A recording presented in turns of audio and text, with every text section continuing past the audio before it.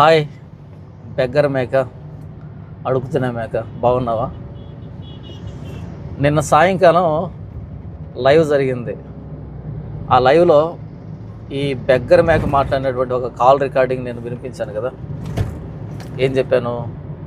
వీడి ఇన్నర్ సర్కిల్లో ఉండే వ్యక్తులు నా కాంటాక్ట్లో ఉన్నారు. ఇద్దరు, ఒక వ్యక్తి వస్తాడు కాంటాక్ట్లోకి, మొత్తం ముగ్గురు వ్యక్తులు వీడి ఇన్నర్ సర్కిల్లో ఉన్న వ్యక్తులు నా కాంటాక్ట్లో ఉన్నారు, నా కోసం పనిచేస్తున్నారు. నా కోసం ఇన్ ద సెన్స్ సత్యం కోసం. జాన్ పాలన మాట్లాడే మాటల్లో న్యాయం ఉంది, నిజాయితీ ఉంది.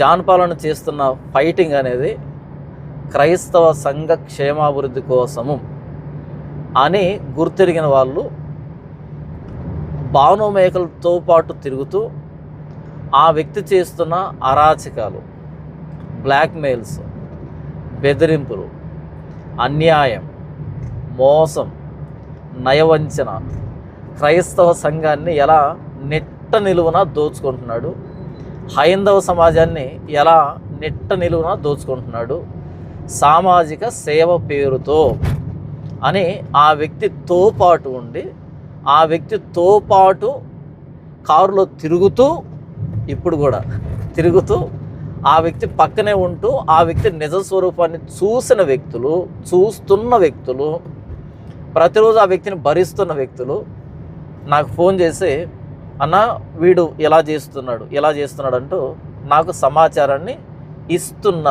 ఇస్తారు. ఈ వీడియో ముఖ్యంగా బెగ్గర భానుకి, అడుగుతున్న భానుకి నేను చెప్తున్నది ఏంటంటే, బెగ్గర భాను, నీ పర్సనల్స్, నీ ఫ్యామిలీ, నువ్వు చేస్తున్నటువంటి అరాచకాలన్నీ నాకు తెలుసు, నాకు చెబుతున్నారు. కానీ నా ఫైటింగ్ ఏంటంటే, నువ్వు క్రైస్తవ సంఘాన్ని దోచుకుంటున్నావు, ఆపై నీ పని నువ్వు చేసుకో, క్రైస్తవాన్ని వదిలిపెట్టి బయటికి వెళ్ళిపో, నీకు క్రైస్తవాన్ని సంబంధం లేదు అనేది మాత్రం నా ఫైటింగ్, అంతే. అంతమించి నీ పర్సనల్స్ జోలికి రావడం నా ఉద్దేశం కాదు.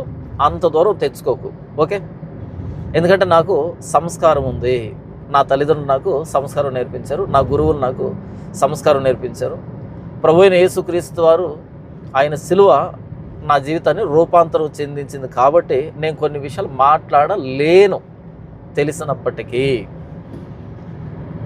సరే, ఇక విషయానికి వస్తే, బెగ్గర భాను గత కొన్ని నెలల క్రితం, మరి వారాల క్రితమో, సరిగ్గా నాకు ఐడియా లేదు, ఆ వీడియోతోనే మన కంట్లో పడింది మనోడు. ఇద్దరు ఆటో డ్రైవర్లు ఈఎంఐ కట్టుకోలేకున్నారని వాళ్ళ కోసం వీడియో మాట్లాడాడు. ఎంత ఇచ్చాడు వాళ్ళకి? ఇద్దరు ఆటో డ్రైవర్లకు కలిపి 12,000 ఇచ్చాడు. 12,000 మరి 13,000 ఇచ్చాడు. కానీ ఆ రోజు నికార్స్గా వీడి అకౌంట్లో పడింది, ఆ మరుసటి రోజుకి వాళ్ళకి ఇచ్చేటప్పటికి వీడి అకౌంట్లో పడింది ఎంతరా అంటే, నికార్స్గా 87,000 రూపాయలు. ఏ బెగ్గర్, కరెక్టేనా లెక్క? చూసావా ఎంత ఇన్ఫర్మేషన్ వచ్చింది నా దగ్గరికి? నువ్వు ఇన్ఫర్మేషన్ని కనుక్కోవాలి. కనుక్కున్న ఏం దొరకదు, ఏం లేదు, ఏముంటుందో. నా దగ్గర ఏదైనా ఉంటే ఇంత ధైర్యంగా నేను ఎలా మాట్లాడతాను, ఎందుకు మాట్లాడతాను చెప్పు? కేవలం ప్రభువైన యేసుక్రీస్తు వారి కోసం, ఆయన ప్రాణత్యాగం కోసం మాత్రమే నేను ఇంత ప్రపంచంతో శత్రుత్వం పెట్టుకొని బ్రతుకుతున్నా, అంతే తప్ప ఇందులో నాకు ఏ స్వార్థం లేదు. రైట్, విషయానికి వస్తాను. 12,000 నుంచి 13,000 రూపాయలు ఆటో డ్రైవర్లకు ఈఎంఐ ఇచ్చాడు కదా ఈ వ్యక్తి.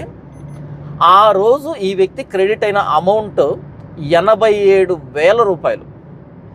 82 లేదా 87, ఫర్ సబ్జెక్ట్ కరెక్షన్, 82 లేదా 87, ఈ 2 నంబర్లో ఒకటే వీడికి క్రెడిట్ అయింది. కానీ వీడు ఇచ్చింది ఎంత? 12 లేదా 13,000 ఇచ్చాడు. మిగిలిందంత వీడికి క్యాల్కులేట్ చేయండి మీరు కూడా.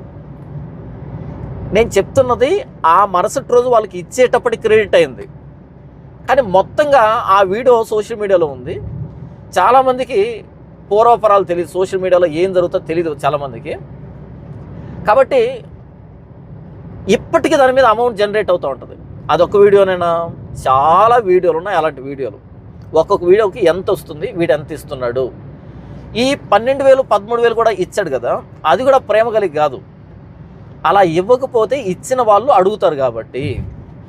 అర్థమైందా? వీడి దందా, వీడి వ్యాపారం, వీడి జీవనోపాధి మీకు అర్థమైందా? అమ్మో, చాలా డేంజర్ వీడు. ఇంకెందుకు అమెరికాకి వెళ్ళడం, కష్టపడి చదువుకొని అమెరికాకు వెళ్ళి ఉద్యోగాలు చేసి, లేకపోతే ఆస్ట్రేలియాకి వెళ్ళి ఉద్యోగాలు చేసి కుటుంబాలను వదిలిపెట్టి ఎందుకు ఈ ఉద్యోగాలన్నీ? ఇదిగో ఇలాంటి ఒకటి సామాజిక సేవ పేరుతో ఇలా ఇంట్లో నువ్వు కూర్చొని కడుపులో కూడు కదలకుండా ఒక మొబైల్ పెట్టుకొని లైవ్ మాట్లాడుతూ ఉంటే, ఆ లైవ్కి వేలకు వేలు డబ్బులు వస్తుంటే, లక్షలు లక్షలు డబ్బు వస్తూ ఉంటే ఇంట్లో కూర్చొని తినొచ్చు కదా. అలా కారులో తిరుగుతూ ఇంట్లో కూర్చొని తినొచ్చు. ఒక 10 నిమిషాల వీడియోకి లేదా ఒక గంట వీడియోకి, ఇంట్లో కూర్చొని మాట్లాడిన వీడియోకి 87,000 రూపాయలు వస్తే అందులో 13,000 రూపాయలు ఖర్చు పెడితే మిగిలింది ఎంత? జస్ట్ మీ ఇమాజినేషన్ వదిలిపెడుతున్నా. ఇది ఒక్క వీడియో కాదు, చాలా వీడియోలు ఇలాగే ఉంటాయి. ఇక రెండో విషయం ఏంటంటే, నిన్న నేను మాట్లాడాను కదా, ఆడియో రికార్డింగ్ వినిపించాను కదా. ఇదిగో ఆడియో రికార్డింగ్ వీడు కామెంట్లు అడిగి మరీ పెట్టించుకుంటున్నాడు అని చెప్పాను కదా. దాంతో వీడితో పాటు తిరుగుతున్న వాళ్ళందరినీ అనుమానంగా చూడడం ప్రారంభించాడు. వాళ్ళ ఫోన్లు చేయడం, వాళ్ళని అనుమానంగా మాట్లాడడం. పాపము సొంత సామ్రాజ్యంలో చీలికలు వచ్చాయి. ఎగ్జాక్ట్గా నేను కూడా అదే చేయదలుచుకున్నా. ఎందుకంటే అంతే, అదొక ఆనందం అదంతే. వీడి సొంత సామ్రాజ్యంలో, సొంత సిబ్బందిలో అనుమానం ప్రారంభమైంది. మరి అంతే కదా, ముగ్గురు వ్యక్తులు ఉన్నారు. ముగ్గురు వ్యక్తులు ఉన్నారు.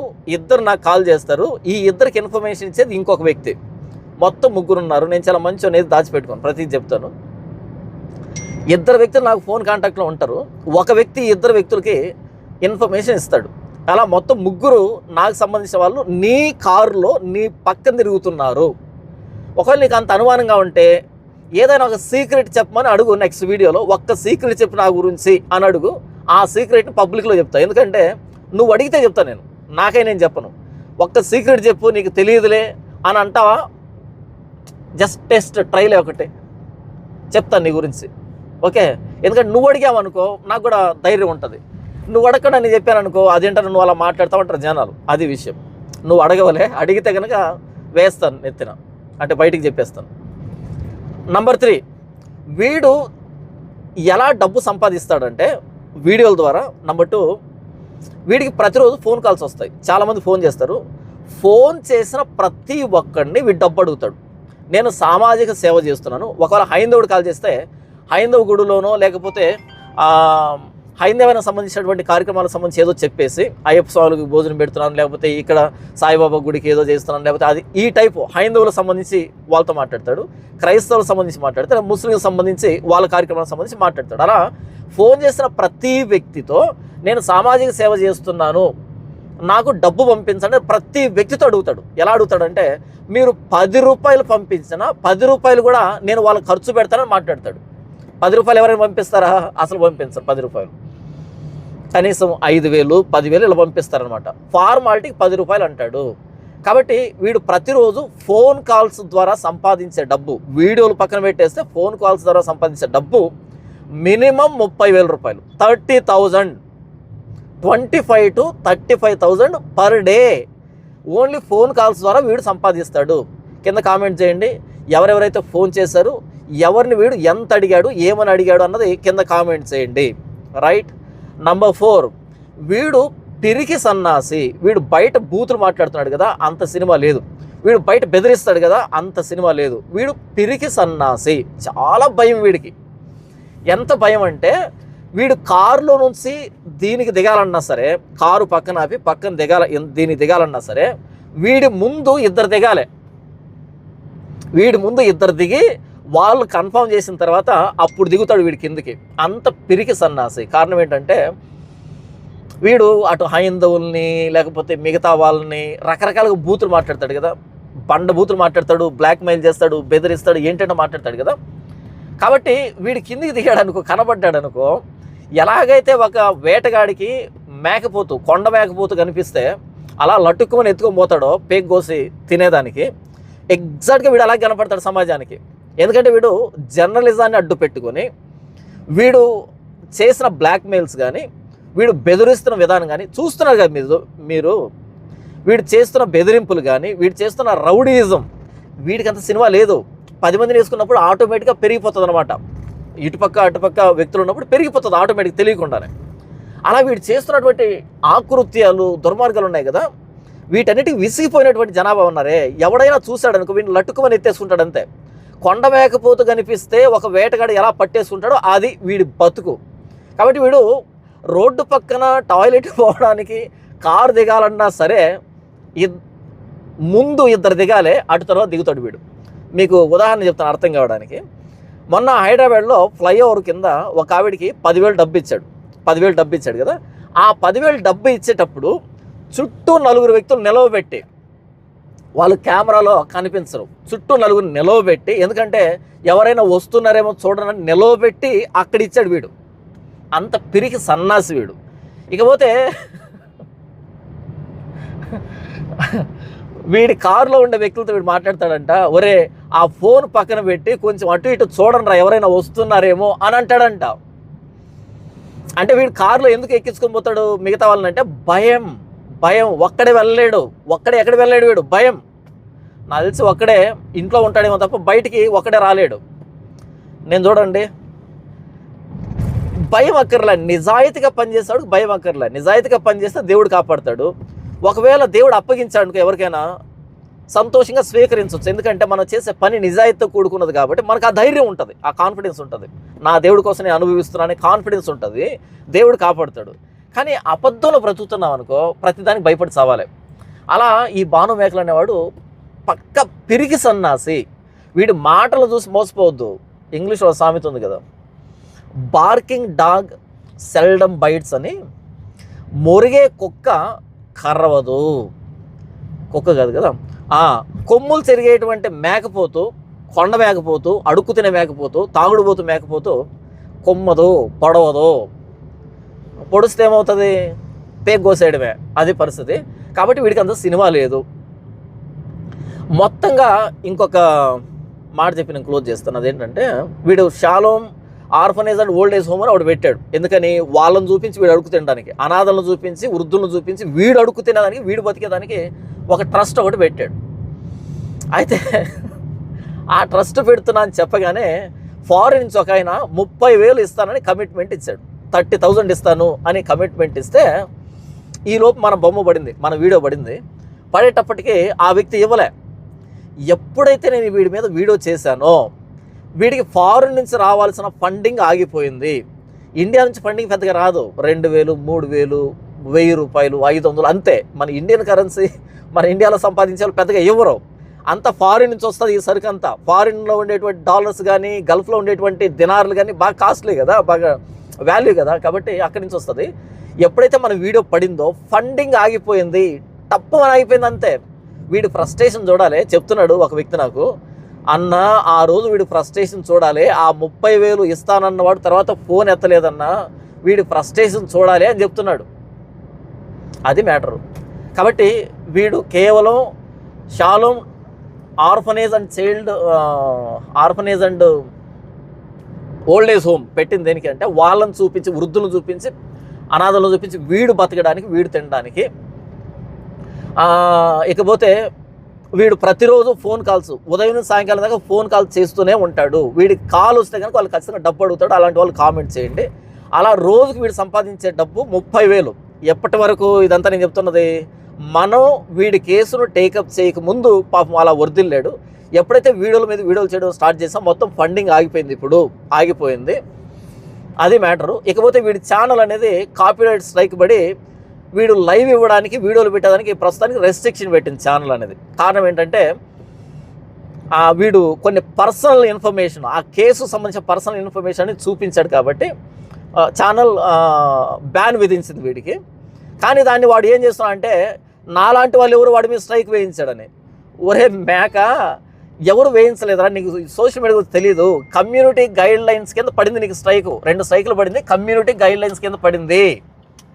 కమ్యూనిటీ గైడ్ లైన్స్ కింద పడింది. నీ ఛానల్ బ్యాన్ అయింది దేనికి అంటే కొన్ని రోజుల పాటు నువ్వు ఏ లైవ్ ఇవ్వకుండా, ఏ అప్లోడ్ లేకుండా కమ్యూనిటీ గైడ్ లైన్స్ కింద పడింది. అంటే వీడికి సోషల్ మీడియా గురించి తెలియదు. వీడికి తెలిసిందల్లా, వీడు బాగా ఎందులో ఎక్స్పర్ట్ అంటే అడుక్కు తినే దాంట్లో ఎక్స్పర్ట్ వీడు, వీడు. అది ప్రస్తుతానికైతే ఇది. నేను మీటింగ్ వెళ్తున్నా, నాకు అంత టైం లేదు, కూర్చొని వీడియో మాట్లాడేంత టైం లేదు కాబట్టి నేను ఇలా మాట్లాడుతున్నాను. నేను కంట్రోల్లోనే డ్రైవ్ చేస్తూ మాట్లాడుతున్నాను, అంత నా కంట్రోల్లోనే ఉంది, మీరేం ఫీల్ అవ్వకండి. ఇంకా చేస్తాను వీడి గురించి, వదిలిపెట్టను వీడిని, ఈ మేకని వదిలిపెట్టను. ఈ మేక క్రైస్తవ్యాన్ని వదిలిపెట్టి మరలా వీడు బత్తాయి రసం పిండుకునేదాకా అక్కడి దాకా వెళ్ళాలి వీడు, అంతే. ఈ వీడు క్రైస్తవానికి పనికిరాడు. ఇలాంటి గలీజ్ మాటలు మాట్లాడేటువంటి, ఇలాంటి సంస్కారహీనుడు, ఇలాంటి బూతులు మాట్లాడేటువంటి వీడు సారాయి పోసుకొని గ్లాసులో దాంట్లో బుడమేరులో ఉన్న బురద నీళ్ళు కలుపుకొని ఆ మంచింకి ఇబ్రహీంపట్నంలో ఉన్న మలాన్ని తినేటువంటి ఇలాంటి గలీజ్ వ్యక్తి క్రైస్తవంలో ఉండకూడదు, అంతే. వీడు ఎవరైనా వీని గురించి తప్పు మాట్లాడితే, అంటే తప్పు చెప్పి మాట్లాడితే ఇది తప్పురా అని చెప్తే వాళ్ళ క్యారెక్టర్ని, వాళ్ళ ఫ్యామిలీని, వాళ్ళ బ్యాక్గ్రౌండ్ని, అసలు ఏంట్రా నీది, నీ రుబాబు ఏంట్రా క్రైస్తవ్యంలో, నీలాంటి రుబాబు, అది విషయం. ఇంకా నేను ఖాళీగా ఉన్న ప్రతిసారి వస్తాను. ఈ మేకను అసలు వదిలిపెట్టేది లేదు, ఖండాలుగా ఏమంటారు, అంతే. వీడి కథని వీడిని వదిలిపెట్టేది లేదు. Thank you very much.